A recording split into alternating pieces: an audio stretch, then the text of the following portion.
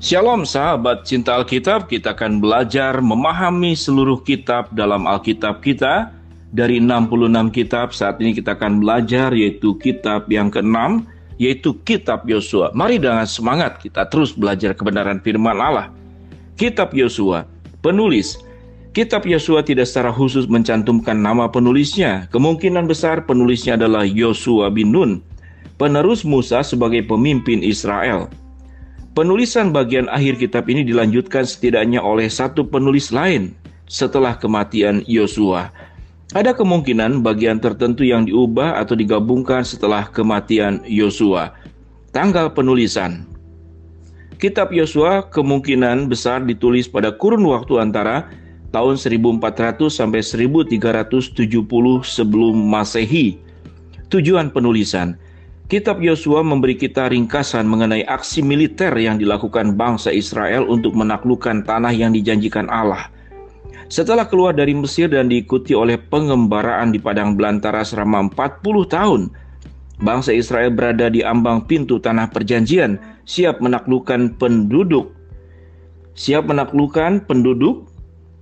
yang ada yang tinggal di tempat itu dan menduduki areal baru tersebut.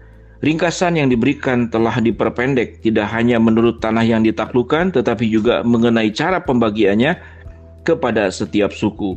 Ayat kunci, Yosua pasal 1 ayat 6-9.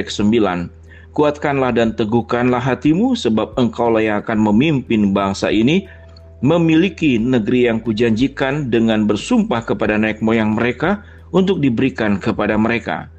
Hanya kuatkanlah dan teguhkanlah hatimu dengan sungguh-sungguh. Bertindaklah hati-hati sesuai dengan seluruh hukum yang telah diperintahkan kepadamu oleh hambaku Musa.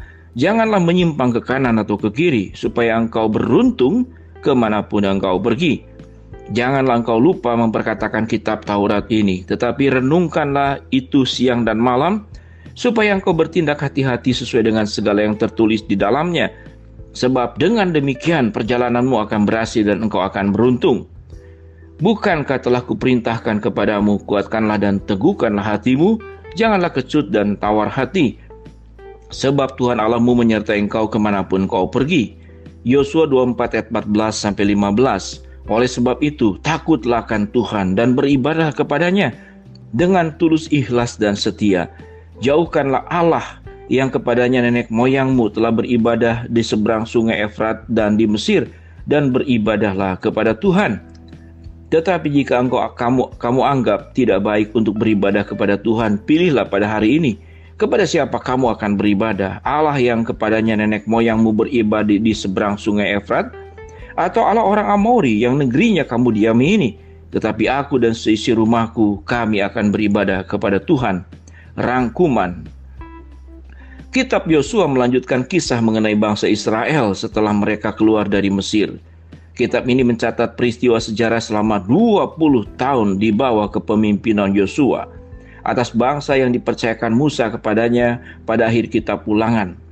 Pembagian kitab ini berdasarkan 24 pasalnya dapat dirangkum sebagai berikut. Pasal 1-12, memasuki dan menaklukkan tanah perjanjian.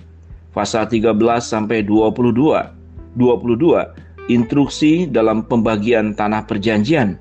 Pasal 23-24, ucapan perpisahan Yosua. Bayangan. Kitab kisah Rahab si pelacur dan imannya yang besar kepada Allah bangsa Israel menjadi kisah iman yang patut diteladani dalam Ibrani 11 ayat 31. Kisah Rahab menggambarkan anugerah Allah kepada orang berdosa dan keselamatan melalui iman saja.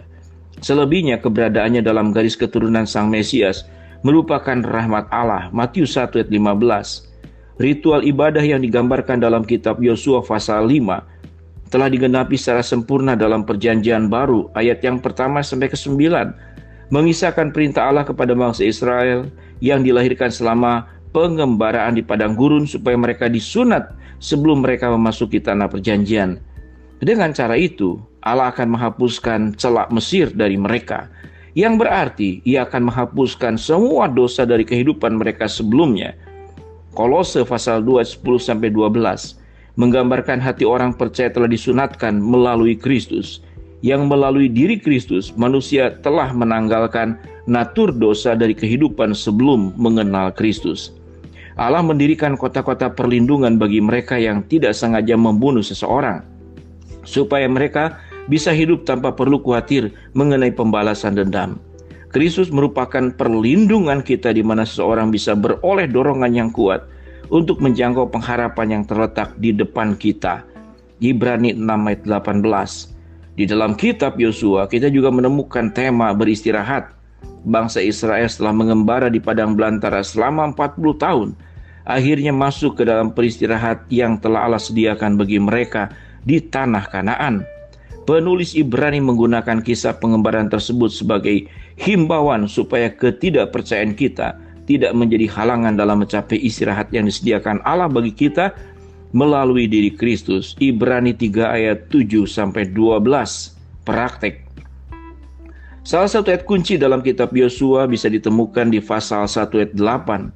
Janganlah engkau lupa memperkatakan kitab Taurat ini, tetapi renungkanlah itu siang dan malam, supaya engkau bertindak hati-hati sesuai dengan segala yang tertulis di dalamnya.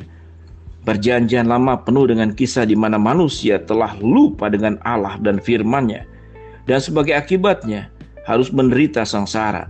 Bagi orang Kristen, firman Allah merupakan darah kehidupan kita. Jika kita mengabaikannya, kehidupan kita akan dipengaruhi derita. Tetapi apabila kita mengayomi prinsip yang terkandung di ayat pasal 1 ayat 8, maka hidup kita akan terpenuhi dan siap berkarya bagi kerajaan Allah. 2 Timotius 3 ayat 16-17, karena kita mendapatkan janji Allah dalam Yosua 1 ayat 8-9 secara pribadi. Yosua memberi contoh mengenai pentingnya mempunyai pembimbing yang baik. Bertahun-tahun lamanya ia menetap di sisi Musa. Ia mengamati Musa mengikuti Allah dengan cara yang hampir sempurna. Ia belajar berdoa secara pribadi dari Musa.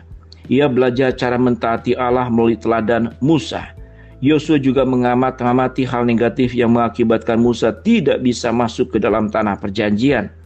Jika saudara masih hidup saat ini, maka saudara juga seorang pembimbing, seseorang yang mengamatimu. Mungkin ada seorang anak muda atau seorang yang sedang saudara pengaruhi, baik secara langsung atau tidak, sedang mengamati kehidupan dan responmu. Seseorang sedang belajar darimu, seseorang akan mengikuti teladanmu. Membimbing itu lebih dari sekedar kata-kata yang diucapkan. Seluruh aspek kehidupan akan diperhatikan. Sahabat cinta Alkitab, itulah ringkasan daripada kitab Yosua. Apa yang diteladankan oleh Yosua, oleh Musa, biarlah itu menjadi bagian contoh yang kita hidupi juga. Selamat berjumpa kembali di dalam pembelajaran kitab yang berikut, yaitu kitab Hakim-Hakim. Shalom sahabat cinta Alkitab, Tuhan memberkati kita semua. Amin.